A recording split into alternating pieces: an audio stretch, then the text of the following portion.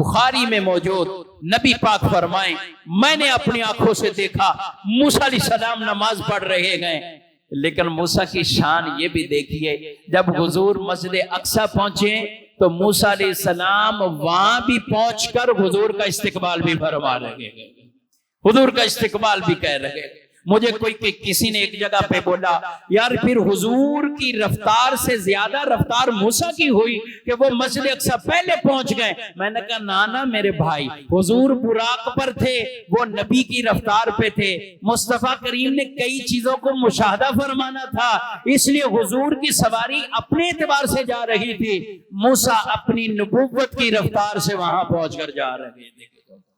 میں نے کہا اگر حضور کی شان پھر اس طرح دیکھنی ہے تو آؤ پھر میں تمہیں سدرۃ المنتہا سے آگے لے کے جاؤں۔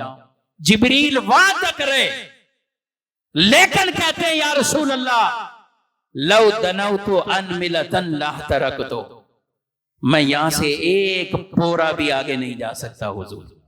جبریل اتنی شانوں والے، نوری فرشتے سارے نوری ہیں، یہ سارے نوریوں کے سردار ہیں جبریل، وہاں رک گئے۔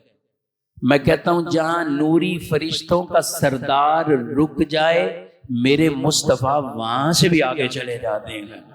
پھر حضور نے یہ نہیں فرمائے جبریل، بس یہ کہا اے جبریل کیا کوئی دوست کوئی یار کسی یار کو ایسی جگہ پر چھوڑ؟ کہا حضور میرا عذر ہے، میری ایک لیمٹ ہے، مجھے 7 آسمانوں پہ لے جائیں، پوری زمین میں جہاں چاہیں مجھے حکم کریں، ایک لمحے میں پہنچ جاؤں گا، لیکن سدرۃ المنتہا یہ انتہا ہے میری، اس سے آگے نہیں۔